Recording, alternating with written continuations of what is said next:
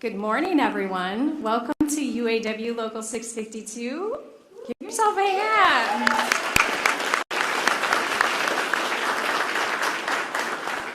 Thank you. My name is Lena Wyeth, and I'm the Vice President here at this local. I bring you greetings from our local president, Ben France. He was unable to be here because he's on vacation with his family, so that's good. That's a good thing. So I have the honor of introducing my UAW president. UAW President Shawn Fain is a 29-year member of the UAW. Hailing from a family of UAW members, Shawn got his start with the union in 1994 as an electrician for Chrysler at Kokomo Casting Plant in his hometown of Kokomo, Indiana. Two of his grandparents were UAW GM retirees, and one grandfather started at Chrysler in 1937. And that was the year the workers joined the union. Shawn is extremely honored to be a UAW member and proud of his grandparents, so much so that he always carries a pay stub of his grandfather's in his pocket. Shawn is the proud father of two daughters and a super proud grandfather of two beautiful grandsons, and he is engaged to his fiancée, Keisha McConaughey. Shawn served his local at every level, from education and bylaws chair to CAP chair to being elected to 5 terms as a skilled tradesman committeeman and plant shop chairman for Local 1166. He was a UAW negotiator in 2009 and 11. He became an international representative of the UAW in 2012, and in 2015, he chaired the International Skilled Trades Subcommittee. The membership elected Shawn Fain to the office of UAW president in the first ever direct election for the International Executive Board, and he was sworn in as president on March 26, 2023. Shawn has been making headlines throughout the country due to his fighting spirit and willingness to represent the membership on all levels.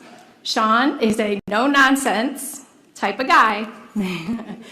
If you get the chance to speak to him, you'll see for yourself.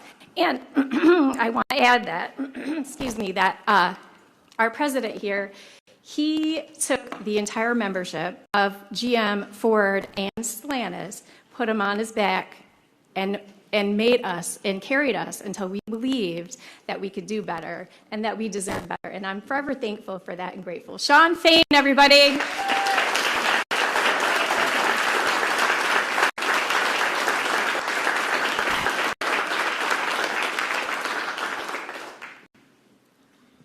Wow, I don't know how to follow that up. I do want to clear one thing up, though. I mean, I didn't put this membership on my back; they put me on theirs, and this membership's the reason why I'm here today and why we're able to do what we're doing. But thank you, Sister Wyeth. I mean, it's a very kind introduction, and thank you for hosting us today. This local is a very, very important part of what we do. I want to thank all the UAW family and union family that are here with us today. You all are the heartbeat of the movement, and your dedication to social and economic justice inspires people everywhere. It's interesting, as she just read my bio, today is exactly one year from the day of when I was sworn in as president of the UAW.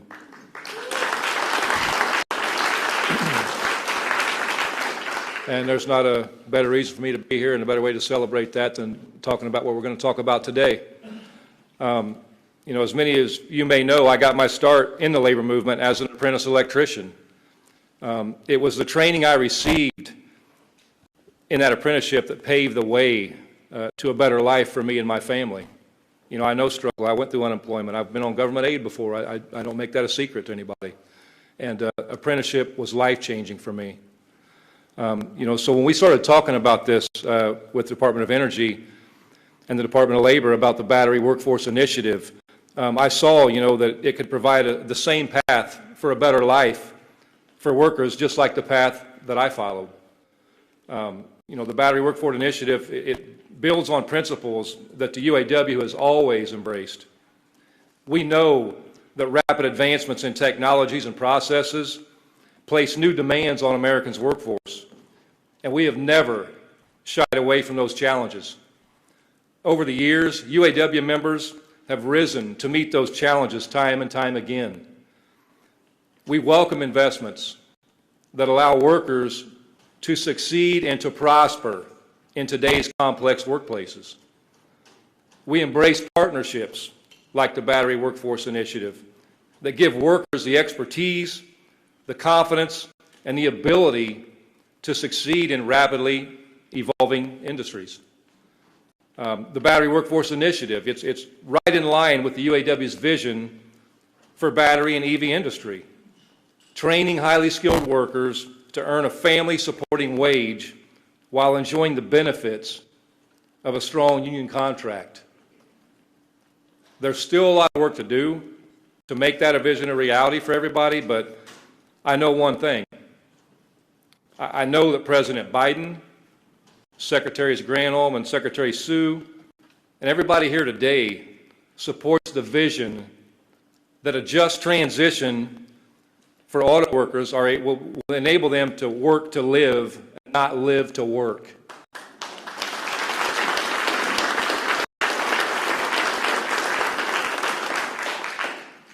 The high-quality training guidelines that the initiative is delivering on will help realize that the whole vision by giving workers the skills they need to gain control over their careers. Workers today, especially the young people that are joining our union, they want more from their jobs than just a paycheck. They want to grow in their jobs. They want a job that makes a difference. And they want to know that they're helping to solve the climate crisis, not making it worse. Of course, none of this happens without leadership. And that starts at the top with our president, Joe Biden, the most pro-union, pro-worker, pro-union president in our nation's history.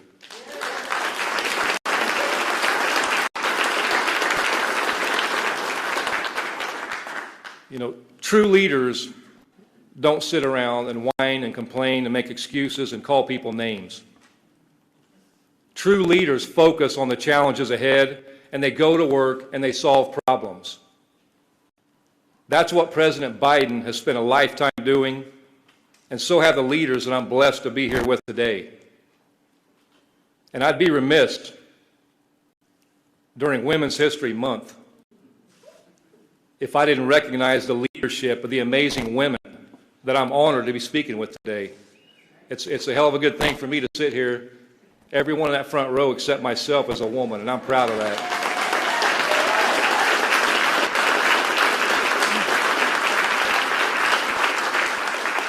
So I want to recognize and acknowledge Sister Wyeth, the first woman vice president of UAW Local 652. And Dr. Welch, thank you for your work today and every day. I'm also honored to be on the same stage with two powerhouse advocates for Michigan, our governor, Gretchen Whitmer, and Congresswoman Alyssa Slotkin.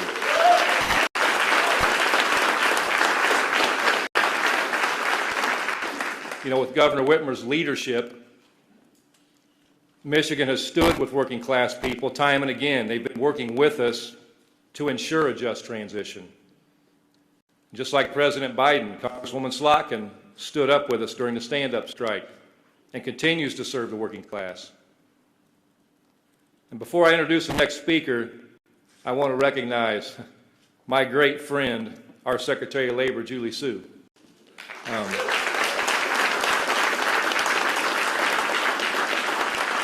When President Biden says he's pro-union, the person on the front lines that's making that happen is Secretary Sue.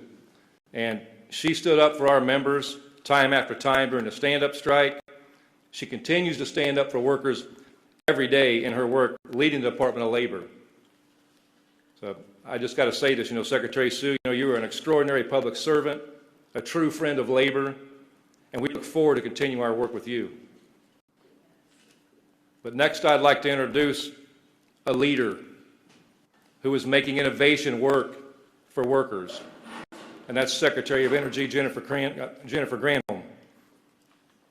She's understood since her days as governor of this state that investing in cutting-edge, clean technology wasn't just important for the climate crisis, it was a way to create high-paying union jobs.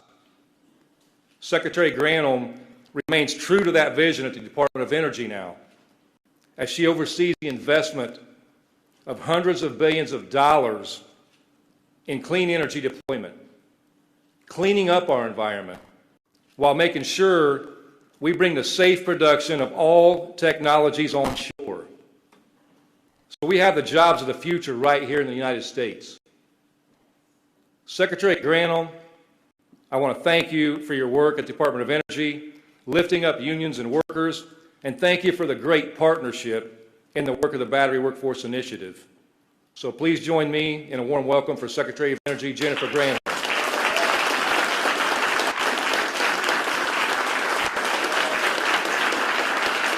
Thank you so much, President Fain. It is such a treat to be introduced by you, given that this is your one-year anniversary and all of the victories that you have under your belt in 1 year. Can't wait to see what's next. Something in Tennessee, maybe, or something like that. But thank you for your leadership and really your moral clarity about working people and how we've got to lift them up if our country is going to rise. So really appreciate that. And all of these great women over here who are wonderful leaders. I want to sort of pull back for a second from the Battery Workforce Initiative to talk about what the overarching strategy is from the Biden administration. Julie Sue and I are here at the behest of our president, carrying his message. And what the president has sought to do since coming to office is to devise an industrial policy, an industrial strategy that reshores American manufacturing, that has us making stuff again. And I'm just telling you, I feel so happy to be here, to be back in Michigan, to be back home, because when I was governor, it was the middle of the Great Recession. The auto industry was going bankrupt. It was the auto suppliers had gone bankrupt before the OEMs went bankrupt. And to work for a president that knows the importance of having a strong nation by virtue of being able to manufacture the means to our own defense, the means to our transportation, manufacturing creates a strong nation, and the president believes that. So when he came in, he asked us to figure out what would that look like to have an industrial policy. This is what this Invest in America agenda is. It is because of the Inflation Reduction Act, the Bipartisan Infrastructure Law, and the CHIPS and Science Act, all three of which Alyssa Slotkin not just voted for, but helped to shape. And that industrial strategy right here in Michigan has meant, and I know, Gov, I was looking at my latest numbers, but since the Inflation Reduction Act was passed, what I have is that Michigan has seen 42 factories come here, a huge percentage of those, 22 of them, in electric vehicle battery manufacturing. And when you combine the president's Invest in America agenda with the incentives that I know you have put together for Michigan, it makes Michigan an irresistible state to grow and invest in and grow good paying jobs in. So it is really amazing. It's amazing that policy actually works. And it's not just in Michigan. I must tell you, this is happening all across the country. We are seeing investments as a result of the incentives that are in these bills.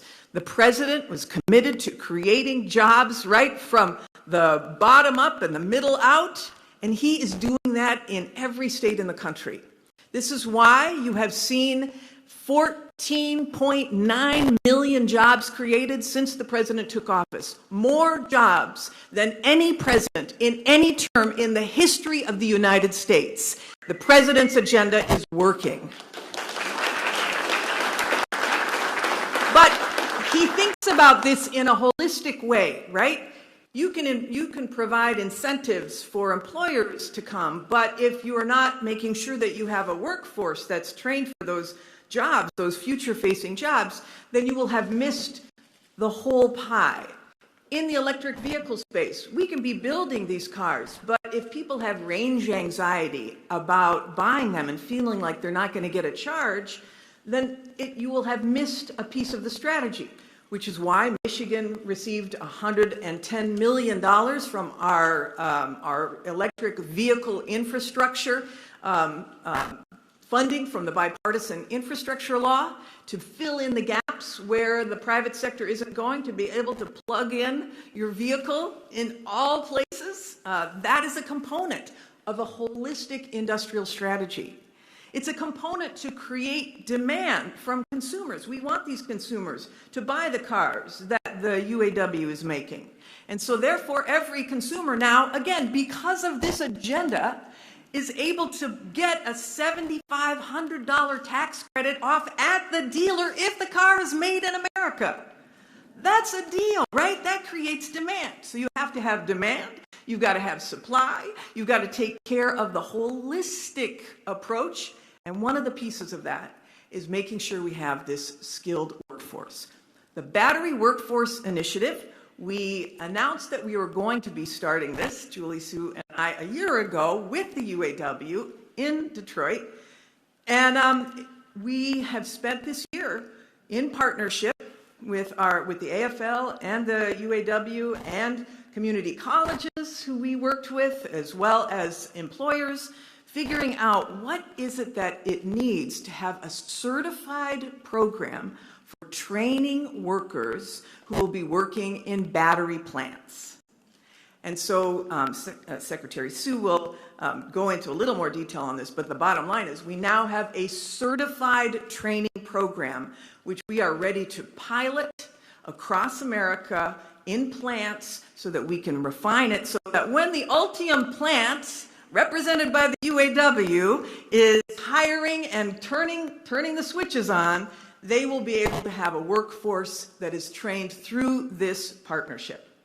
So when you think forward about the factory that's being built in Delta Township, right? Yes, 1,700 workers. Now, not all of them are going to be, working to repair machines or doing skilled machine work, but it's still 1,700 workers who have a job. And this is the beauty about organizing in factories and the ripple effect, not just in the factory, but across the country, that workers benefit when unions are strong. Workers, whether they're in the union or outside of the union, right? But these workers, at 1,700 of them, they're going to be coming through Lansing Community College, Dr. Welch. They're going to be working as apprentices. They're going to be earning while they're learning, and they're going to be able to, live the Michigan dream, have a home, a car, and maybe a place up north. To me, that is, a fulsome life right there. And I just have to say, I feel so proud to be part of an administration that sees the importance of a government partnering with a state, of making sure that we are creating good-paying jobs in America, who is proud to stand side by side with our union brothers and sisters, so many of the OG that I see here today, so great to see you all. And so proud to be working for a president who realizes that it all started in Michigan. With that,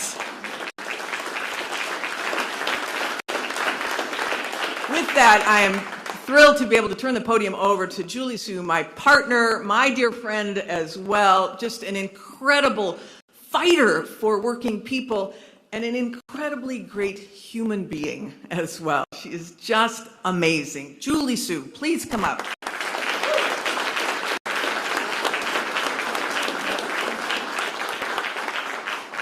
Wow, thank you. There's not that much more left to say after Secretary Granholm stands at the podium. But let me just say that when I get to share the podium with Governor Whitmer and Congresswoman Slotkin and the amazing leaders here in Michigan, Sister Lena, thank you so much for hosting us.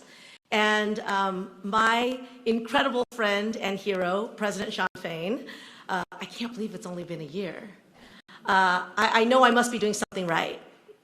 And that something is the ability to partner with and support the great work of our Secretary of Energy, Jennifer Granholm, who, as you can see, is not only creating, through her clarity of vision and her effectiveness, something that we can believe in. It's a vision that we can actually see and we can all help to create. And that's just really remarkable. So thank you, Secretary Granholm, for all that you do every day. I see it up close, and it is truly amazing. And you are also just an outstanding partner in making sure that all of this industrial policy, that all of this vision, that all of this future is built through good jobs and good union jobs where working people do well. And the president knows this, and you know this, and I know this, that is foundational to any future that we want to build in this country. In fact, President Biden says this all the time, right? A good job is about more than a paycheck. It's about dignity and respect. It's about being able to look your children in the eye and say everything's going to be okay and mean it. It's really about how good jobs lift up families and sustain whole communities. And so it's just great to be here in Michigan to talk about how the work that we're doing is going to do that. Now, good jobs don't just happen by accident. We have to be intentional about that, right? That's why we're here in Lansing to talk about how the president's Investing in America agenda is not only going to build things, is not only going to make things happen in the United States, but is going to recreate a basis for all of this that is good union jobs. And that's just so fundamental. And that means jobs here in Lansing, it means jobs across Michigan, and it means good union jobs all across the United States. And President Fain and the UAW really proved what a difference that makes in this last year, right? I mean, we saw that up close, what it means to have a union, what it means for a union to fight for you. And it wasn't just the historic terms of the historic contract, which have been covered a lot. It was also President Fain and the UAW membership, and he always says it's about the membership. It was about the workers of the UAW having a seat at the table in defining the future of their industry, in helping to chart the course of that future. And that's what it means when workers have a real seat at the table and a real voice on the job. The city of Lansing has also been intentional. So Lansing is one of our Department of Labor's Good Jobs, Great Cities. And that's why Mayor Shore has been so key. That's why Dr. Welch, thank you to you and the Lansing Community College for being a real key partner in how we think about connecting people to these good jobs that are being created. And we know that when we create connections to jobs and we make sure that they're good jobs, that the workforce development can also drive job quality, right? It can drive the kinds of jobs that we're trying to build. It's not just about any job. It's really about making sure that we're creating good jobs with real opportunity and security. So today's announcement is another example of how we're being intentional about this. We want to make sure that the good jobs that are being created are also accessible to every single community. Right? For too long, good jobs have not been available to everybody. And since we've talked about this already, many people have mentioned Women's History Month, and clearly I'm in a state that recognizes the power of women leaders. Occupational segregation, in which women have not had access to the same good jobs that have uplifted families and brought dignity and respect, is incredibly costly. In fact, earlier this month, we issued a study that showed that for Black women in 2023, the cost of occupational segregation is $42.7 billion in this country. The cost for Latino women, is $53.3 billion when compared to what white men make in this country. So we need to do something to solve the problem of occupational segregation and certain communities being left out of good jobs. And registered apprenticeships, as President Fain already mentioned, is one key way to do that. It's one way that we open the doors to the American dream for all communities. And registered apprenticeships are just such a powerful tool. I mean, again, President Fain's life is an example of this. I know there are others in this room who have been in apprenticeship programs, have come out of apprentices, and were apprentices, and are now doing good jobs that have changed your lives. I travel the country and hear about people whose income went quadrupled after they got into a pre-apprenticeship program that had an apprenticeship to them. Apprenticeship programs have real standards. Registered apprenticeship programs have real standards. Registered apprenticeship programs allow people to earn while they learn. They have wage progression in them. They have not just a job at the end of it, but a career that can last a lifetime. They have classroom instruction that is matched with the actual skills that are needed. Registered apprenticeships not only create a skilled workforce, they allow workers to be safer on the job, and they lift up the quality of jobs. And a nationally registered credential allows workers not just to work for one employer, but to be more mobile, right? That also adds to security. And so the announcement that we're making today, led by the Department of Energy, is about a national standard for apprenticeships in the battery workforce. And so that means that while we build this future workforce, while we build and grow this industry, it is going to be done by workers who are living a decent life, who have real opportunity, who have a shot at a union, and who are really having a voice on the job and a voice in the future of their industry. So, good jobs change lives. We know that to be true. When we say good jobs, we know we mean unions. And that is what we are here to talk about here in Lansing. That's what we are here to announce. And these standards are going to allow registered apprenticeships to define the future of the battery workforce in this country. And so we are so excited about that. It's about supercharging our energy future by investing in industry and by investing in America's workers. So we are very excited about it, and we are excited to pilot it here with all of you, and we're excited to see it spread across the country as a key part of the President's overall vision for how we build a strong economy and how we make the American dream available to everyone. So with that, I am going to turn this over to another amazing champion and fighter for working families, Congresswoman Alyssa Slotkin. Now, there's a lot of things that are hard in DC. I'm not from DC, so I'm going to say there's a lot of things that are really hard. But what Congresswoman Slotkin has to do day in, day out is hard. And we appreciate what you do. We appreciate what you fight for. The President and we could not accomplish our agenda without allies in Congress. And so thank you so much for what you do to fight for clean energy, to fight for affordable health care, to fight for working people and families right here in Michigan. The floor is yours.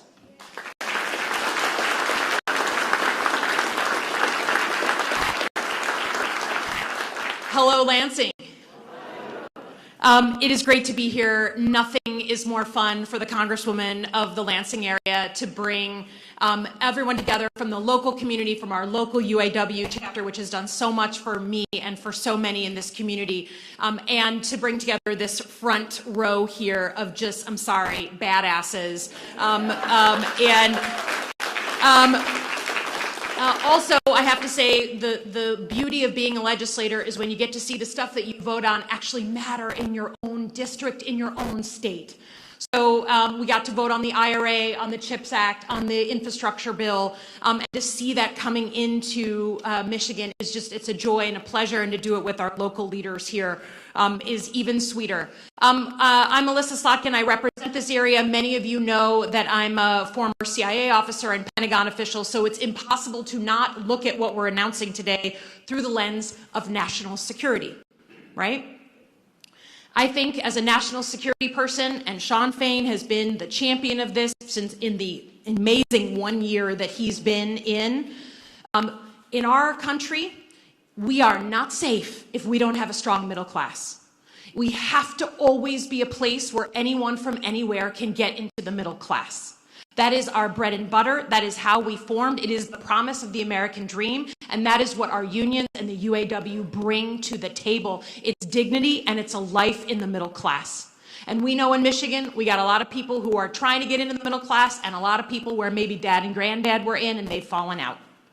And this is an answer to that problem. This is saying we're not going to sit on our laurels and wait for China to eat our lunch on electric vehicles. We're going to do it here. We're going to make it here, even if it's new, even if it's different. And and we're going to train our workforce so that we can get the jobs of the future and our kids can have a better life than us. That's all we're asking, and that is what this brings to us today. We couldn't be luckier to have our former governor as the Secretary of Energy. It's like cheating. It means that we get recognition and awareness at the highest levels in Washington, where sometimes we've struggled to get that attention.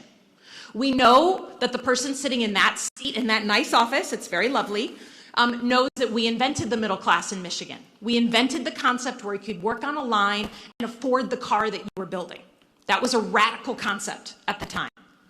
I just want to say the other part of this, of having leaders who understand you, is having leaders who will listen to you, right? So Acting Secretary Sue, we didn't know each other before this. I had some labor issues that my farmers were bringing to me, and I said, can I just talk to you about this? Do you know how important it is to call your leaders and have them pick up the phone and answer and help you? Do you know how rare that is to sometimes happen, right? So it's amazing to have her. So all the amazing things she's done on labor, but also thank you for being a human being who answers the phone. I will say number 2 on national security. You know, I know there's a lot of debate about electric vehicles. Either we're going to build them or someone else is going to build them. And if it's a choice between Team America and Team China, I'm on Team America. Right?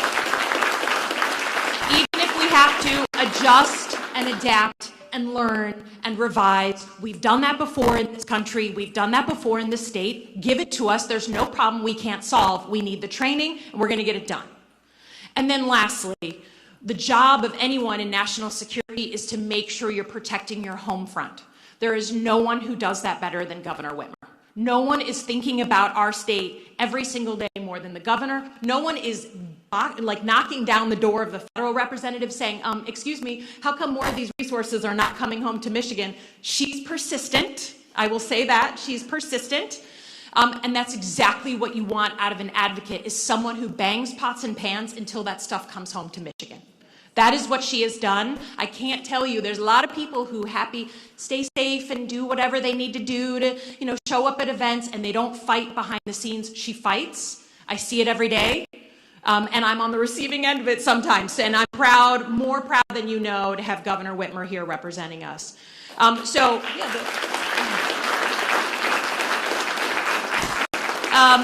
Lastly, I will just say it's really awesome to be doing this big announcement and being able to hand it off to LCC. Lansing Community College is a pillar of our community. I'm there all the time. They're in my office in Washington all the time. They are doing more training on skilled trades, on the future of our police force, all the things that we need as a society to function. They are training the next generation, and now they're going to be training the next generation, hopefully, of folks working in electric vehicle battery factories. So with that, I will hand it over to the provost of LCC, Dr. Sally Welsh.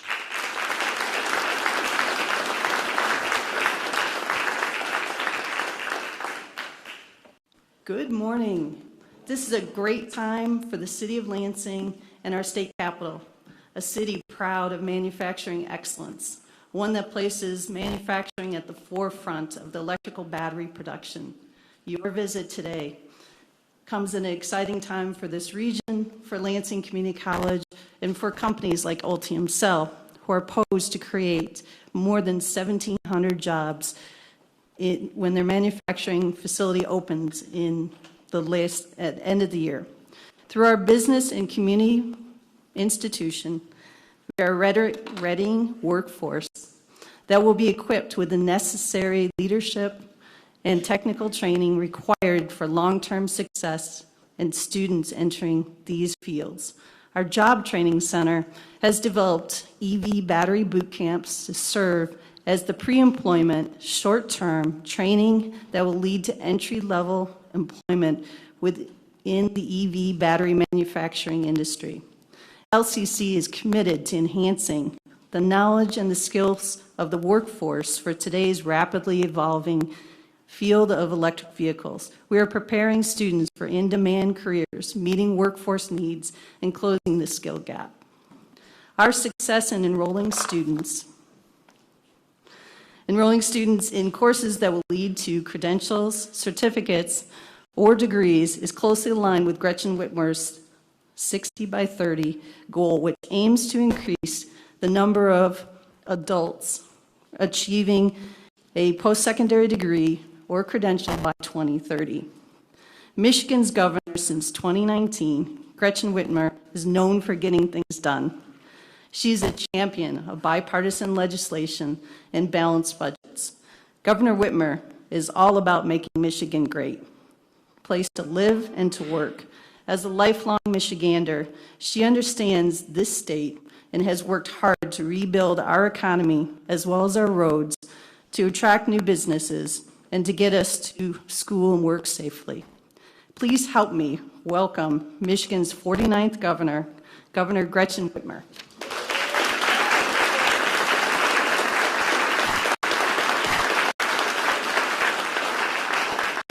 All right. Good morning, everyone. I'm batting cleanup, so you're still awake, right?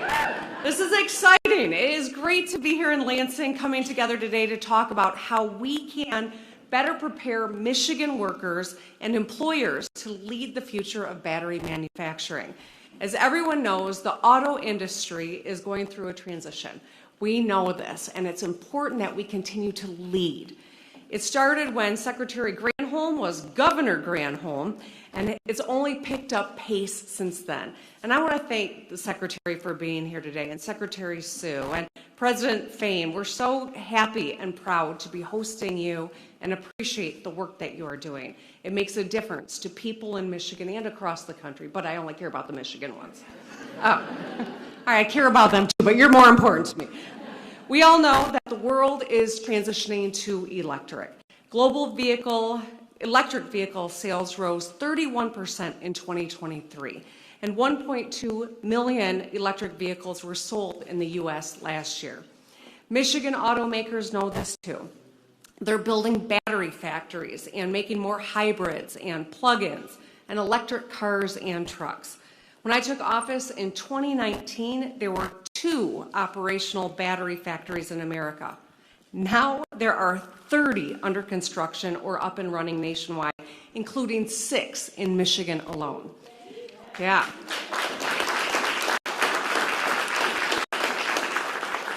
So as we build these factories, we need to make sure that they can hire and train an effective workforce. And that's why the Department of Energy started the Battery Workforce Initiative.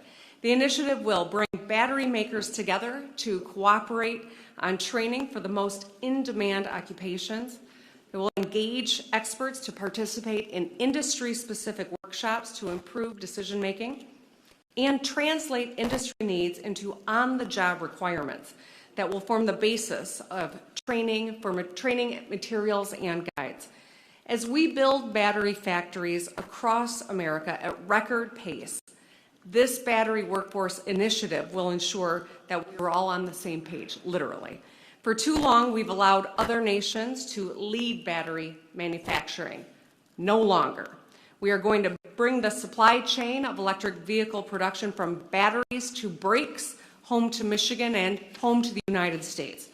As governor, I'm proud of the bipartisan economic development tools that we have developed to win advanced manufacturing and clean energy projects. We also passed clean energy package that is a game changer to lower utility costs, improve energy efficiency, and build more wind and solar faster at a savings to the consumer.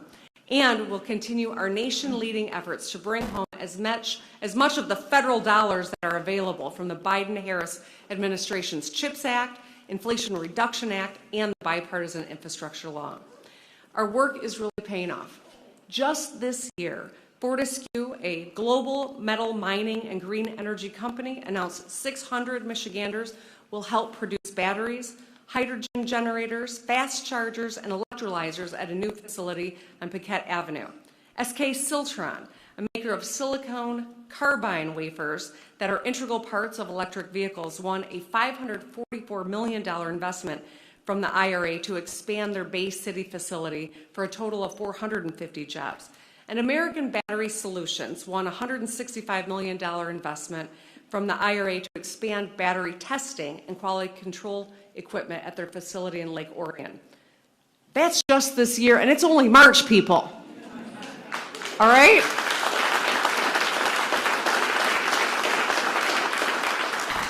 It's really exciting. Together, we are showing the world that Michigan is a place for companies to invest and for workers to find good paying jobs, great union jobs. Our partnerships across the public and private sectors and between labor and business will help us continue to lead. With the Battery Workforce Initiative, we can get people trained up faster to make the best batteries, electric vehicles, and chips in the world. I want to thank the work that LCC is doing. You know, Michigan has been making history for a long time. There's a museum just down the road named Ransom E. Olds, the founder of Oldsmobile, right here in Lansing. It's home to an electric car from 1899. You heard that right, an electric car from 1899, 124 years ago. It's the only surviving one. It is the concept car back in the day. Now we are building the all-electric future. So if we keep working together and we play host to lots more history right here in Michigan. So I thank you. I'm proud to stand in the state with the best workers on the planet, in a state that is solving problems, and in a state that has been such a grateful partner to the Biden-Harris administration. Together, we are going to continue to lead, and I'm thrilled to be here. Congratulations, everyone.